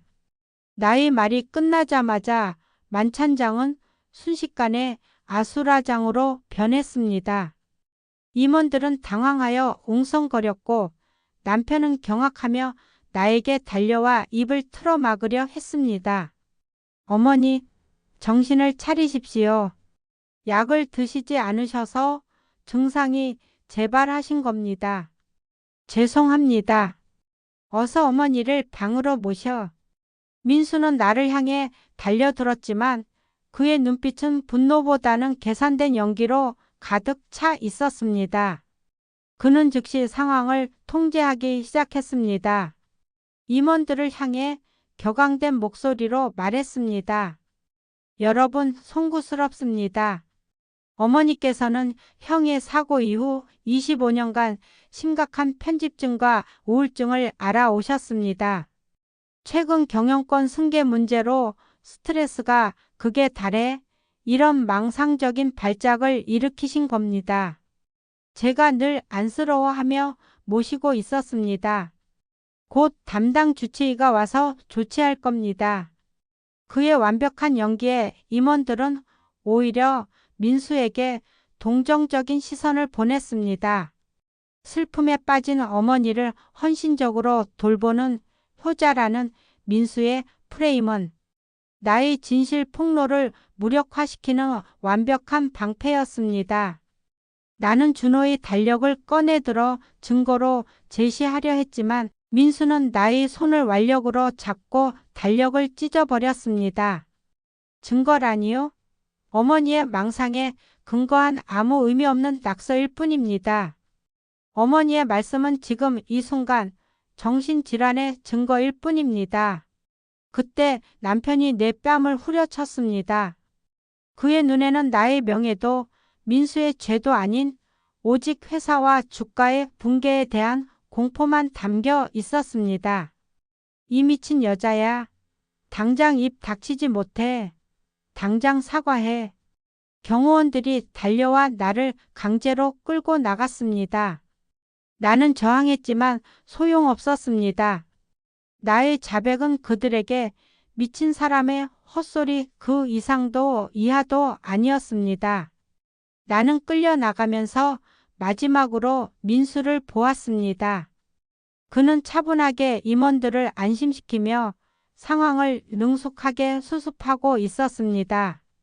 그의 관기는 이제 지성을 갖춘 지배로 완성되어 있었습니다. 나는 나의 죄를 고백했지만 그 죄는 나에게 미쳤다는 새로운 형벌로 되돌아왔습니다. 경호원들은 나를 미리 대기하고 있던 검은색 밴에 태웠습니다. 그 안에는 정신병원 소속처럼 보이는 2명의 건장한 남자가 기다리고 있었습니다. 그들은 나를 강제로 억압했고 나는 꼼짝도 할 수 없었습니다. 그때 남편이 밴의 문을 열고 나를 내려다 보았습니다. 그의 눈빛은 25년간의 결혼 생활에서 단 한 번도 보지 못했던 차가운 경멸 그 자체였습니다. 민수가 당신을 정신병원에 보내는 것이 최선이야. 당신이 법정에 서서 진실을 말한다고 해도 결국 당신은 증거인멸의 공범으로 감옥에 갈 거야. 그리고 회사는 치명적인 타격을 입겠지. 당신이 어떻게? 나는 이 가문과 회사를 지켜야 해. 당신이 자초한 일이야. 당신이 그날 침묵하지 않았다면 이런 일은 없었을 거야. 이제 내가 당신의 모든 짐을 덜어주겠네. 남편은 나에게 결정적인 한 방을 날렸습니다. 당신의 주치의 소견서와 당신이 지난 25년간 겪었던 우울증, 편집증, 자살 충동 기록들, 모든 것이 완벽하게 준비되어 있어. 내가 오늘 이사회에서 당신의 행동은 병세의 재발이었다고 공식 발표할 거야. 걱정 마. 당신의 이름은 가문의 명예를 실추시킨 미친 사모님으로 세상에 기록될 거야. 하지만 가문은 산다. 그는 나에게서 25년 동안 내가 지키려 했던 명예마저 빼앗았습니다. 나는 그 순간 남편이 민수보다 더 냉혹한 괴물임을 깨달았습니다. 그는 나의 생존을 원하는 것이 아니라 나의 완벽한 소멸을 원했습니다. 밴의 문이 닫히고 나는 어둠 속으로 끌려갔습니다. 남편의 배신은 나의 모든 희망을 산산조각 냈습니다. 내가 도착한 곳은 민수가 막대한 자금으로 설립한 최고급 시설을 갖춘 사설 정신병원이었습니다. 병실은 깨끗하고 창문이 넓었지만 철창 없는 감옥이었습니다. 나의 화려한 드레스도 회색 죄수복도 아닌 밋밋한 하얀 환자복이 나에게 주어졌습니다. 담당 의사는 나에게 사모님이라고 부르며 극도의 존중을 표했지만 그의 눈빛은 나를 위험하고 예측 불가능한 환자로 대하고 있었습니다. 사모님, 저희는 사모님의 안정을 최우선으로 생각합니다. 잠시 동안 외부와의 접촉은 전면 금지됩니다. 불안 증세 완화를 위해 주사를 투여하겠습니다. 협조 부탁드립니다. 나는 저항했지만 소용없었습니다. 그들이 놓은 주사 한 대는 나의 모든 신경을 마비시켰고 나의 의지를 꺾었습니다. 약물에 취해 흐릿해지는 의식 속에서 나는 천장의 흰색 벽만 바라보았습니다. 나는 내가 만든 거짓 알리바이로 인해 이제 진짜 미친 사람으로 낙인 찍힌 것입니다. 며칠 후 나는 강렬한 약물에서 깨어났습니다. 정신은 맑았지만 몸은 무거웠습니다. 나는 이제 내가 갇힌 새로운 감옥에서 내가 진실을 말할 때마다 사람들에게 망상으로 치부되는 심리적 감옥에 갇혔음을 깨달았습니다. 민수는 나를 물리적으로 제거하지 않고 나의 존재 자체를 무력화시키는 완벽한 전략을 구사한 것입니다. 일주일 후 민수가 나를 면회 왔습니다. 그는 마치 휴가를 즐기는 사람처럼 편안한 복장과 여유로운 미소를 짓고 있었습니다. 그는 휠체어에 앉아있는 나에게 다가와 내 머리를 쓰다듬었습니다.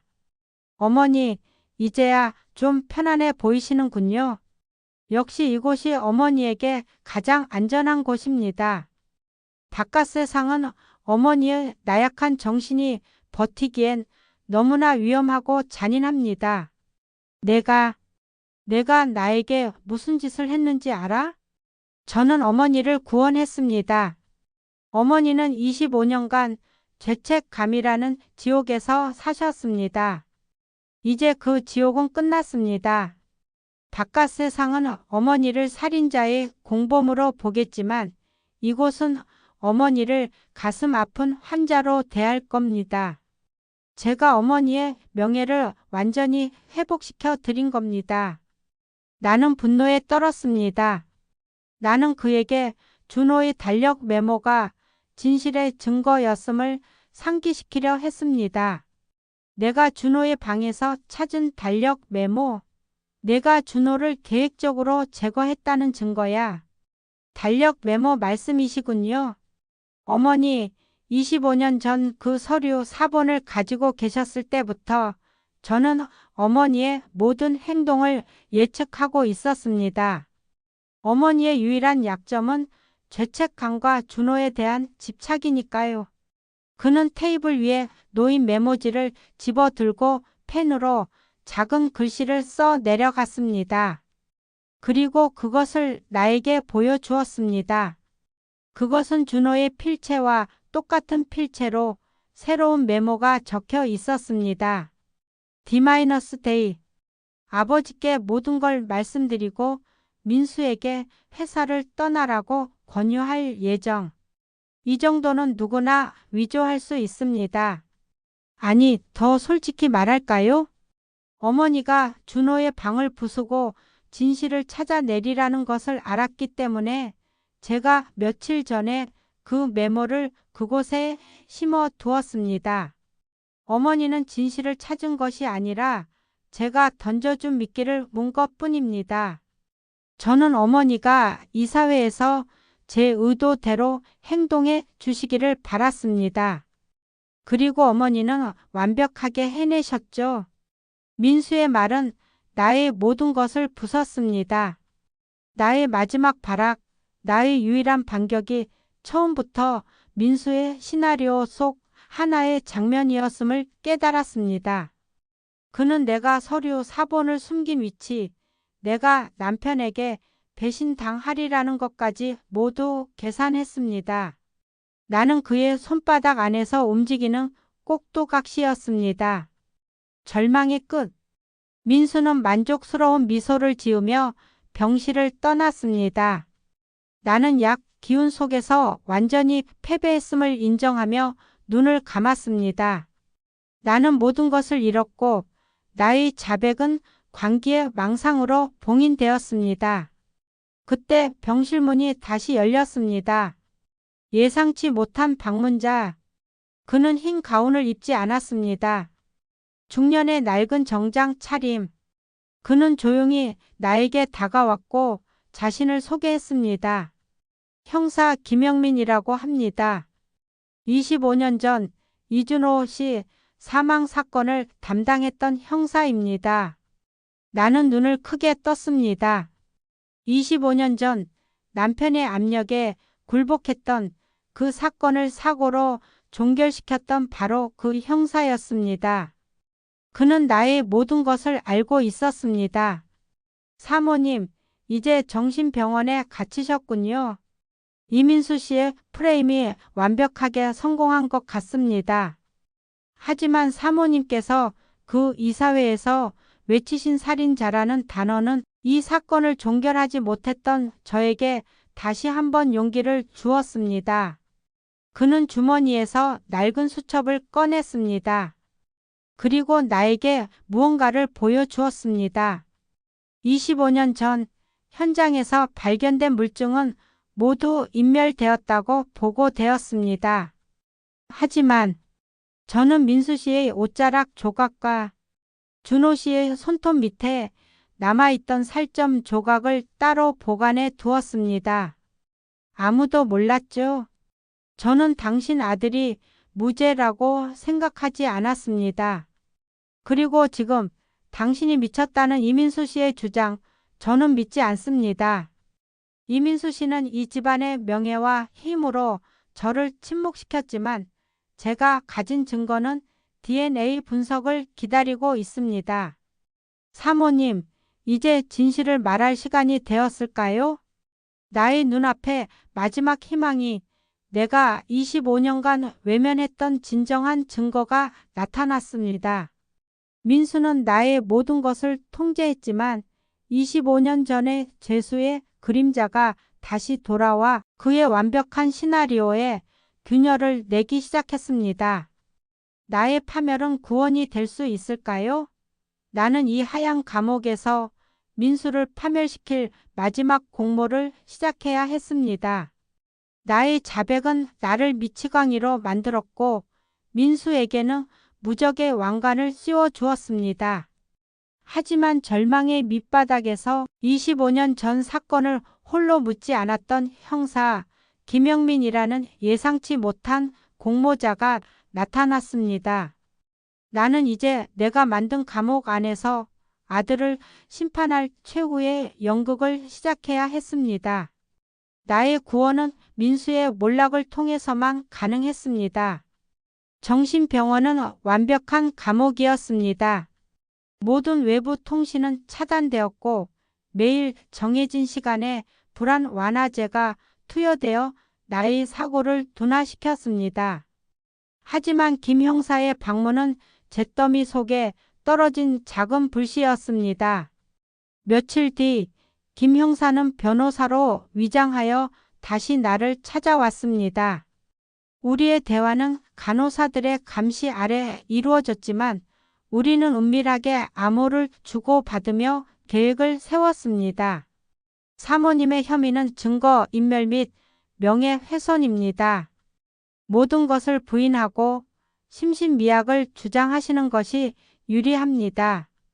특히 민수 씨를 향한 살인자 발언은 망상으로 일관하셔야 합니다. 망상? 네, 제가 미쳤습니다. 제가 준호를 죽였습니다. 제가 좋습니다. 민수 씨는 사모님께서 이곳에서 진실을 외치더라도 세상이 그것을 광기의 발작으로 여기도록 완벽하게 프레임을 짰습니다. 사모님의 역할은 이 프레임을 더욱 단단하게 만드는 것입니다. 김 형사는 나에게 두 가지 임무를 주었습니다. 첫째, 완벽한 광기 연기로 민수의 경계를 무너뜨릴 것. 내가 진정한 위협이 아니라고 민수가 확신하게 만드는 것이었습니다. 둘째, 민수가 이 병원을 방문할 때마다 그의 몸에서 민수 본인의 DNA를 확보할 것. 25년 전 준호의 손톱 밑에서 발견된 살점 조각과 대조하기 위함이었습니다. 25년 전 민수 씨의 옷자락 파편과 살점 조각이 제가 가진 유일한 증거입니다. 하지만 그것만으로는 부족합니다. 25년 전의 사건을 다시 파헤치려면 현재의 민수 씨 DNA가 결정적입니다. 당신은 어머니입니다. 그가 경계심 없이 다가올 때 침을 묻힌 종이를 쥐어주거나 그의 머리카락 한 올이라도 확보해야 합니다. 그 증거가 민수와 나의 생명줄입니다. 그 순간 나는 다시 살아난 것 같았습니다.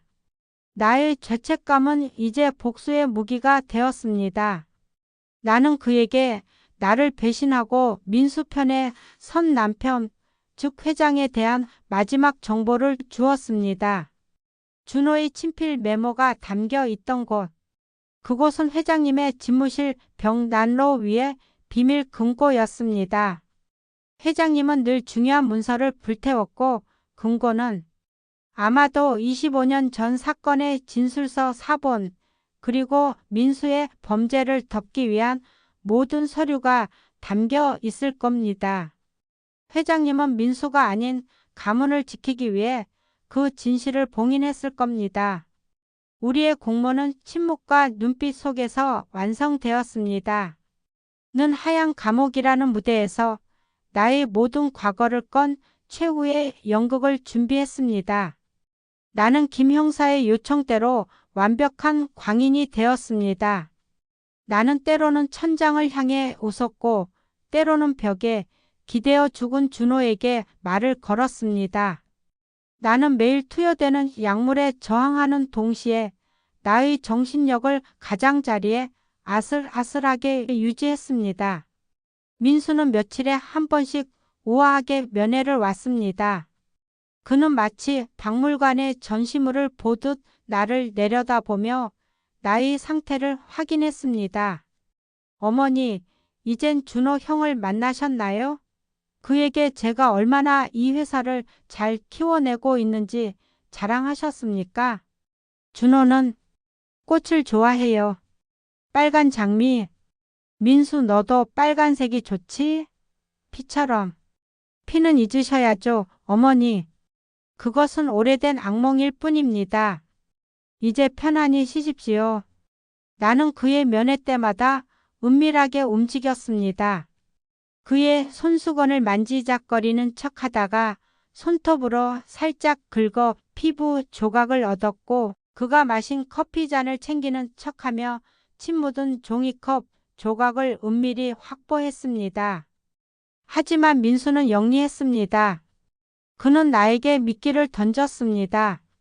어느 날 민수가 흥분한 목소리로 나에게 말했습니다. 어머니, 제가 아버지를 설득했습니다. 아버지께서 형의 기일이 되는 다음 달 저를 공식적으로 그룹 회장으로 임명하시겠다고 했습니다. 이 모든 것이 어머니를 위해서입니다. 회장님, 회장님, 나의 남편? 내 남편은 죽었는데. 아니, 그는 곧 죽을 거야. 빨간 드레스를 입고. 나는 다음 달이라는 민수의 말에 전혀 반응하지 않고 의미 없는 횡설수설만 했습니다. 사실 민수가 말한 다음 달은 거짓이었습니다. 회장 취임식은 민수의 취임 만찬 직후 바로 다음 주로 예정되어 있었습니다. 민수는 나의 반응을 살폈습니다. 만약 내가 다음 주인데 왜 다음 달이라고 거짓말하냐는 식으로 반응했다면 나의 관계는 연기 이미 탈로 났을 것입니다. 하지만 나는 그의 덫에 걸리지 않고 오히려 남편의 죽음이라는 섬뜩한 예언을 내뱉으며 그의 불안감을 자극했습니다. 네, 어머니, 편안히 쉬십시오. 그는 내가 정말로 미쳤다고 확신한 듯 보였습니다. 그의 눈빛에서 경계심이 완전히 사라지는 것을 확인하고 나는 승리감을 느꼈습니다. 바깥 세상에서 김 형사는 목숨을 건 싸움을 하고 있었습니다. 그는 내가 확보한 민수의 DNA 샘플과 25년 전 준호의 손톱 및 살점 조각을 은밀하게 국립과학수사연구소의 옛 동료에게 맡겼습니다. 결과가 나오는 날 김 형사는 폐쇄된 자신의 조사실에 앉아 떨리는 손으로 전화를 받았습니다. 수화기 너머로 들려오는 동료의 목소리는 조용했지만 그 내용은 25년 전에 침묵을 산산조각 냈습니다. 형사님, 결과 나왔습니다. 25년 전 이준호 씨의 손톱 밑에서 발견된 살점 조각, 그리고 5년 전 교통사고 현장에서 확보된 옷자락 파편. 이 모든 DNA가 당신이 보내준 이민수 씨의 현재 DNA와 완벽하게 일치합니다. 확률은 99.999%입니다. 김 형사는 전화기를 내려놓고 숨을 크게 내쉬었습니다. 25년 동안 그를 괴롭혔던 의문이 이제 피로 쓰인 확정 판결이 된 것입니다. 완벽하게 계획된 살인극이었어. 형의 교통사고 현장에서 동생의 옷 조각이 발견되고 형의 손톱 밑에 동생의 살점이. 민수, 너는 그날 내 형을 고의로 친 거야. 그리고 5년 전에도 내가 직접 준호를 밀어낸 거야. 민수는 25년 전에 죄를 덮기 위해 5년 전에 죄를 저질렀고 어머니의 침묵을 이용하여 완벽한 후계자가 되려 했습니다. 김 형사는 자신이 가진 증거가 단순한 추정이 아닌 과학적 진실임을 확인했습니다. 이제 남은 것은 회장의 비밀 금고에 숨겨진 침묵의 계약서를 확보하는 것뿐이었습니다. DNA 결과가 나온 후 김 형사는 계획을 실행했습니다. 그는 민수가 병원에 오지 않는 날을 골라 나에게 마지막 신호를 보냈습니다. 김 형사는 병실 창문 아래의 작은 화단에 붉은 장미 한 송이를 심어 두었습니다. 그것은 내가 준호의 메모에서 본 준호가 좋아했던 꽃이자 김 형사에게 탈출 개시를 알리는 피해색이었습니다. 나는 며칠 동안 밥을 거부하고 발작 증세를 보여 간호사들의 경계를 무너뜨렸습니다. 간호사가 내 방을 비우고 약을 가지러 간 틈을 타 나는 미리 준비해둔 간호사 옷에서 몰래 빼낸 임시 열쇠로 문을 열고 복도로 나섰습니다. 나의 발걸음은 25년 만에 처음으로 나 자신을 향하고 있었습니다. 휠체어 대신 나는 내 발로 뛰었습니다. 보안 요원들이 나를 발견했지만 나는 미치광이처럼 웃으며 그들을 따돌렸습니다. 준호야, 엄마가 갈게. 민수는 나쁜 아이야. 그가 모든 것을 숨기고 있어. 환자분 돌아가세요. 돌아가세요. 나는 마치 영화의 한 장면처럼 하얀 가운을 휘날리며 병원의 정문을 향해 달렸습니다. 정문 밖에는 김 형사가 준비한 검은색 차가 기다리고 있었습니다. 차에 오르는 순간 나는 마지막으로 병원을 돌아보았습니다. 그곳은 나의 광기가 만들어낸 안전한 감옥이었지만 이제는 나의 구원을 위한 출발점이 되었습니다. 김 형사는 나를 데리고 곧바로 그룹 본사로 향했습니다. 오늘은 민수의 공식 그룹 회장 취임 서명식이 열리는 날이었습니다. 모든 것이 끝나는 날 혹은 모든 것이 시작되는 날이었습니다. 그룹 본사 회장 집무실. 남편 회장은 민수와 함께 최종 승계 문서에 서명하기 직전이었습니다. 그때 문이 거칠게 열리고 붉은 드레스 대신 흑투성이의 하얀 환자복을 입은 내가 김 형사와 함께 들이대 닥쳤습니다. 멈춰요. 서명하지 마세요. 당신이 어떻게 여기에? 경호원, 당장 이 미친 여자를 끌어내. 민수는 나를 보고 얼굴이 잿빛으로 변했습니다. 그의 눈빛은 어떻게 감히 내가라는 분노와 내가 놓친 것이 무엇이지라는 경계로 가득 차 있었습니다. 어머니, 제발 돌아가십시오. 이 모든 것을 망치지 마세요. 김 형사는 재빨리 회장에게 다가가 회장 집무실 벽 난로 위에 비밀 금고를 가리켰습니다. 회장님, 25년 전 사모님과 당신이 덮었던 진실이 저 금고 안에 있습니다. 그리고 5년 전 당신의 큰아들 준호가 왜 죽었는지에 대한 진실도 저 안에 있을 겁니다. 하지만 저는 더 명확한 증거를 가지고 왔습니다. 김 형사는 회장에게 DNA 분석 결과지를 던졌습니다. 회장은 떨리는 손으로 결과지를 읽기 시작했습니다. 얼굴색이 변하더니 이내 손을 떨며 민수를 바라보았습니다. 결과지에는 준호의 손톱 및 살점과 민수의 DNA가 일치한다는 냉혹한 문장이 적혀 있었습니다. 민수야, 이제 끝났어. 내가 날 미쳤다고 몰아세웠지만 진실은 미치지 않았어. 내가 형에게 행했던 모든 죄가 이 종이 조각에 모두 기록되어 있어. 내가 25년간 너를 살인자로 만들었어. 내가 침묵함으로써 너를 괴물로 키운 거야. 민수는 모든 것을 깨달았습니다. 그가 완벽하게 통제했다고 생각했던 어머니의 광기가 사실은 그를 심판하기 위한 연극이었음을. 그의 눈빛은 경악, 분노, 그리고 마침내 체념으로 변했습니다. 아, 어머니는 정말 대단하십니다. 결국 저를 이렇게까지. 네, 제가 했습니다. 25년 전 제가 형을 쳤고 5년 전에도 제가 밀었습니다. 제가 아니면 이 회사를 누가 이끌었겠습니까? 나약한 준호 형입니까?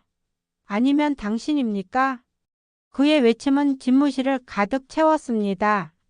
남편은 자신의 두 아들을 잃은 것도 모자라 자신의 명예를 위해 살인자를 후계자로 세우려 했던 자신의 죄를 깨달았습니다.